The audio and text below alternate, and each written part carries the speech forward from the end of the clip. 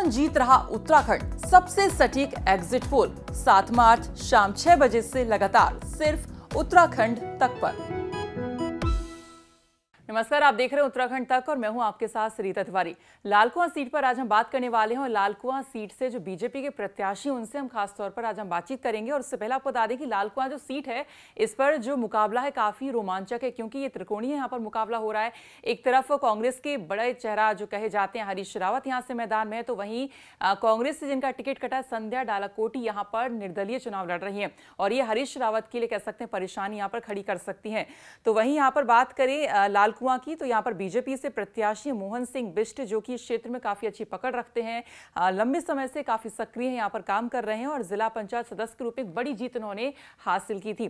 तो आज इनसे हम बातचीत करेंगे कि किस तरह से वहां की सिचुएशन है, किस तरह के समीकरण है और किस तरह से ये अपना कह सकते हैं पकड़ मजबूत वहां पर रखते हैं। सर, बहुत बहुत स्वागत है आपका उत्तराखंड तक में। थैंक यू जी सर, सबसे पहले ये बताइए कि क्या लगता है आपको कि आप जीत रहे हैं वहां पर? जी हाँ, हम इस सीट पे जो है बहुत अच्छे मार्जिन से जीत रहे हैं, क्योंकि क्षेत्र में लंबे समय से हमारा काम है। इसके अलावा भारतीय जनता पार्टी का भी यहाँ पर बहुत मजबूत नेटवर्क है और ये भारतीय जनता पार्टी के मुफीद सीट है। विगत लोकसभा चुनाव में भी माननीय हरीश रावत जी यहाँ पर केवल 20,000 वोट ले पाए हैं। तो ये परंपरागत बीजेपी की सीट रही है। एक आध चांस अगर छोड़ दे तो यूजुअली यहाँ पर जो है रुझान बीजेपी की ओर को रहता है। ठीक है। अच्छा, हरीश रावत आपको टक्कर दे रहे हैं वहां पर, तो कितने दमदार कैंडिडेट आप मानते हैं आपके सामने हरीश रावत हैं, तो उनको लेकर क्या कुछ प्रतिक्रिया आपकी? देखिए, वो निश्चित रूप से वो बड़े नेता हैं, मगर इस क्षेत्र के लिए उनका कोई कंट्रीब्यूशन नहीं है। उन्होंने पहले कभी यहाँ पर कभी उनका संपर्क नहीं रहा और साथ ही एक जो लोकल लोगों की फीलिंग्स हैं, उनको लगता है कि हमारे बीच का कोई आदमी होना चाहिए और जो हम लोगों को जानता हो, जिस तक हम आसानी से पहुंच सकें, अपनी प्रॉब्लम शेयर कर सकें। और जिस तरह से उन्होंने खुद को यहाँ पर सीएम प्रोजेक्ट किया, उसको भी लोगों ने डिनाई कर दिया और लोगों को लगा कि ना जो है कांग्रेस की गवर्नमेंट बनेगी और ना ही वो सीएम बन पाएंगे। जिस तरह से हमने एक बयान भी आपका सुना था, आप कह रहे थे कि वो बाहरी हैं, आप स्थानीय हैं, तो लोग वहाँ के चाहते हैं लालकुआं के स्थानीय जो प्रतिनिधि हो वो यहाँ से जीते। तो यहाँ पे जैसे और भी लोगों के बयान आए सामने, तो उन्होंने कहा कि हरीश रावत उत्तराखंड के ही निवासी हैं, तो आप उन्हें बाहरी कैसे कह सकते हैं? क्या आपको लगता है कि वो स्थानीय समस्याओं को नहीं समझ पाएंगे हरीश रावत? जी, ये मुझको ही नहीं, पूरे क्षेत्र के लोगों को लगता है कि वो कहीं पर जो है, क्योंकि यहाँ पे पहले कभी उनका कोई संपर्क नहीं रहा है, तो वो ये पब्लिक को भी लगता है। और जहां तक है उत्तराखंड के निवासी होने की बात, उसमें हमारा ये कहना है कि लोगों को ये लगता है कि जो व्यक्ति उनकी रीच में हो, जो उनके बीच का हो, जिसको वो आसानी से जिस तक पहुंच सके, तो बेसिकली बाहरी से मतलब ये नहीं था। बाहरी से मतलब केवल यही था कि उनको हम जो है कांटेक्ट कैसे कर पाएंगे और जो है कैसे उनको हम, चूंकि उनका यहाँ पर कोई उनका घर नहीं है या उनका कोई इस तरह का यहाँ पर कोई नहीं है, तो बेसिकली आउटसाइडर में ये चीज रही कि चूंकि लोगों को रोज के काम के लिए एमएलए की जरूरत होती है, तो इसलिए लोगों को लगा कि शायद हम तक नहीं पहुंच पाएंगे। तो ये वजह हो सकती है कि लोगों ने ऐसा समझा हो कि वो जो है यहाँ पर हमारे साथ नहीं एडजस्ट कर पाएंगे। ठीक है। एक और अभी मुद्दा उठ रहा, हम देख रहे हैं कि जो हरीश रावत हैं कह रहे हैं कि लालकुआं में जो बैलेट पेपर है, मतगणना पूरी नहीं हो रही है, जो पीएससी हैं, पुलिसकर्मी हैं, तो क्योंकि 1 मार्च तक सारी चीजें पहुंच जानी चाहिए थी बैलेट पेपर से, लेकिन वो नहीं पहुंचे, तो इससे काउंटिंग में फर्क पड़ सकता है। तो इसको लेकर आप क्या कुछ कहेंगे? क्या लालकुआं में इस तरह की गतिविधियां देखी जा रही हैं? देखिए, लगभग सभी जो है, जितने भी यहाँ पर जो अपने बोलना चाहिए कि बैलेट पेपर हैं, वो ऑलमोस्ट पहुंच चुके हैं, जैसा जो है मुझे जानकारी मिली है। अब वो हो सकता है किन्हीं का ना पहुंचा हो, तो वो भी पहुंच जाएगा, अभी समय है। और 10 तारीख की सुबह तक भी जो लोग हैं वो खुद अपना बैलेट पेपर जो काउंटिंग का जो हमारा जगह है, वहां पर 10 तारीख की सुबह भी दे सकते हैं।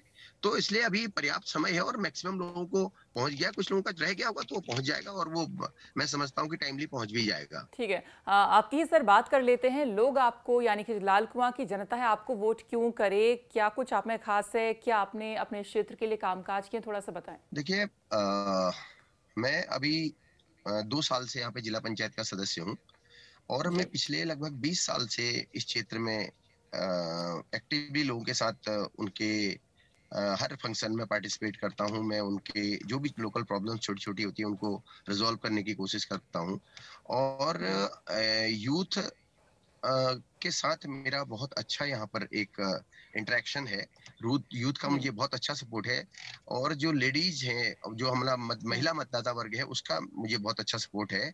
इसकी वजह हुँ, कहीं न कहीं मेरा उनके साथ लंबे समय तक जो एक इस क्षेत्र में वो रहा है, उसकी वजह से उन लोगों का है। उनको लगता है हुँ। कि मैं कहीं पर उनके साथ का हूँ और उनके जैसा ही हूँ, एक सामान्य कॉमन पीपल जिसे कहना चाहिए।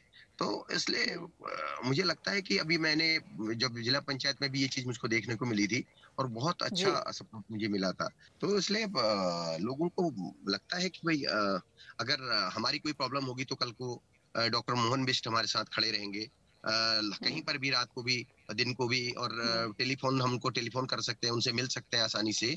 तो ये एक फैक्टर रहा है लोकल वर्सेस आउटसाइडर जिससे लोगों को लगा होगा कि डेफ़िनिटली हमारे जैसा ही व्यक्ति हमारा एमएलए होना चाहिए। तो ये काफ़ी उसके अलावा जो बीजेपी गवर्नमेंट के काम हैं, उनका भी बहुत बड़ा फ़ायदा हमको मिला। जो और हुँ, विशेष रूप से जो जो सबसे इफ़ेक्टिव जो हमारा वो लगा, वो जो राशन गरीबों को बँट रहा है, वो एक बहुत इफ़ेक्टिव इश्यू रहा इस इलेक्शन में। लोगों ने ठीक है। उस को एप्रिशिएट किया कि भई और दूसरा कोरोना के दौर में जो क्योंकि जैसे कि सभी जगह आप इंडिया से बाहर जाएँगे तो सभी जगह जो वैक्सीन है, वो कुछ न कुछ हुँ। उसकी कॉस्ट है। लेकिन हमारे वहाँ फ्री वैक्सीन लगी तो उस उन सब बीजेपी गवर्नमेंट के जो काम हैं, उनका भी बहुत बड़ा फ़ायदा हमको मिला। कोरोना काल में आपने क्या कुछ काम किया अपने क्षेत्र के लोगों के लिए? मैं कोरोना काल में बिल्कुल लोगों के बीच में बना रहा। मैं 1.5 महीने तक का अभी वाला ये दूसरा वाला दौर था 2021 का 15 अप्रैल हुँ, से लेके और लगभग पूरा मई तक का जो चला है, 10 अप्रैल से हुँ, लेके और उसमें मैं लगातार लोगों के बीच में बना रहा और मैंने 1.5 महीना मैं अलग अपने परिवार को भी क्योंकि बचाना था तो 1.5 महीना मैं अलग रहा अपने परिवार से भी और मैं लोगों के बीच में जहाँ वैक्सीनेशन की ज़रूरत जहाँ सैनिटाइज़ेशन की ज़रूरत थी, किसी को अस्पताल की ज़रूरत थी, किसी को अन्य किसी तरह की ज़रूरत थी, उस दौर में राशन की ज़रूरत थी और कई लोग जो है उसमें दिक्कत फ़ील कर रहे थे, तो उसमें मैं लोगों के बीच में बना रहा और कहीं जो है जो भी जिस तरह की भी कहीं कोई कैजुअलिटी हो गई, तो वहाँ पर मैं मौजूद रह के मैंने लोगों के बीच में काम किया और मैं लगातार एक्टिव रहा। मैं ठीक एक है। दिन भी जो है अच्छा, आप संध्या डालाकोटी को कितना बड़ा कॉम्पिटिटर अपने आगे यहाँ पर मानते हैं? क्योंकि जिस तरह से हम पढ़ रहे थे कि कोरोना काल में उन्होंने भी काफ़ी काम किया। खुद कह रही थी कि उन्होंने राशन के जो पैकेट्स थे वो खुद ही पैक कर करके लोगों तक पहुँचाए, तो काफ़ी लोगों के बीच में वो भी सक्रिय हैं। तो लालकुआं क्षेत्र के अंदर कितनी दमखम संध्या डालाकोटी रखती हैं? आप अपने सामने कितना उन्हें मजबूत देखते हैं? अब देखिए ये तो 10 तारीख को नतीजा आएगा तब पता चलेगा। तो अभी मैं किसी का वैल्यूएशन कैसे कर सकता हूँ? तो मैं तो हुँ, खुद को ही जो है खुद अपना ही असेसमेंट कर रहा हूँ कि हम लोग जो है बहुत अच्छी पोजीशन में हैं। मैंने आपको वो फैक्टर भी बता दिए जिनकी वजह से हम हुँ। अच्छी पोजीशन में हैं और तो मैं समझता हूँ कि जो है और दूसरों का असेसमेंट तो आप उन्हीं से थोड़ा-सा पूछ के पता लगेगा आपको। Thank you. इससे पहले बीजेपी के ही कैंडिडेट यहाँ से जीते, तो करीब-करीब 44,000 उनके जो वोट थे उन्हें मिले थे, तो वही कहीं न कहीं एक आपके अंदर कॉन्फिडेंस इस बात से भी होगा कि इससे पहले बीजेपी यहाँ से जीती है, तो इस बार भी भारतीय जनता पार्टी के जीतने के चांसेस ज़्यादा लगते हैं क्या? नहीं मैडम वो तो मैंने इक्वेशन इस सीट की आपको बताई है कि ये सीट जो हुँ, है बीजेपी की क्योंकि बीजेपी का कैडर वोट यहाँ पर है, बीजेपी का वर्कर हुँ, यहाँ पर है, बीजेपी का हुँ, घर-घर यहाँ पर नेटवर्क है, ये तो मैंने आपको बताया ही। बाकी जो हुँ, है उसके अलावा मेरा अपना काम भी है और बीजेपी की जी, गवर्नमेंट ने चाहे सेंट्रल गवर्नमेंट हो, चाहे स्टेट गवर्नमेंट हो, इनके द्वारा किए हुए काम भी हैं, जिनमें मैंने आपको हुँ, बताया वो राशन से लेके वैक्सीनेशन से लेके कोरोना में लोगों का जो है क्या नाम है जो कोरोना के दौर में लोगों को जो हेल्प हुई है गवर्नमेंट के द्वारा वो और पर्सनली मैंने जो लोगों के लिए एफर्ट्स किए हैं हुँ, वो इसके अलावा जो है एक बहुत बड़ा इशू जो है राम मंदिर का भी लोगों ने अप्रिशिएट किया है यहाँ पर क्योंकि हुँ, जो हमारे अपोनेंट थे उनने इस बात को कहा कि मैं मुस्लिम यूनिवर्सिटी यहाँ पे बनाऊंगा तो वो चीज भी लोगों हुँ। को टच की है और ये तमाम इशूज हैं जिनसे हमको लगता है कि हम चुनाव में पहले दिन से बढ़त में थे और आखिर तक हम बढ़त में रहे और हम जीतेंगे। ठीक है, ये तो कुछ तो इश्यूज़ सेंट्रल हो गए, जो आपको लगता है कि इस तरह से स्थानीय तरीके से मतलब ये इफ़ेक्ट करते हैं, चाहे वो राम मंदिर का मुद्दा हो, हिजाब का मुद्दा हो, ये विधानसभा के इलेक्शन में इफ़ेक्ट करेंगे क्या? बिल्कुल करेंगे, बिल्कुल करेंगे। लोगों ने बिल्कुल इस चीज़ को जो है देखा है, समझा है, और एक सबसे बड़ी चीज़ जो हम्म। मैसेज लोगों में गया है कि बीजेपी जो हम्म। कहती है वो करती है। तो इसलिए जो है हम्म। उस चीज़ को जो है लोगों ने काफ़ी उस चीज़ को जो है एप्रिशिएट किया है, और लोगों ने उस इश्यू पे जो है वोट किया है। अच्छा, आप जो नवीन दुमका रहे हैं 2017 में 44,293 इनको वोट मिले और इस बार अब आपको बीजेपी ने टिकट दिया। हमने देखा कि सर्वे किया जिसके बाद आपको यहाँ से टिकट मिला है। क्या लगता है 44,000 ये जो है आंकड़ा, इसको पार कर पाएंगे आप? जी हाँ, निश्चित रूप से पार करेंगे। ठीक है। चलिए, खैर बहुत बहुत शुक्रिया हमारे साथ जुड़ने के लिए, बातचीत करने के लिए, और बहुत बहुत शुभकामनाएं आपको, और आप जीते, और बहुत बहुत शुक्रिया। Thank you.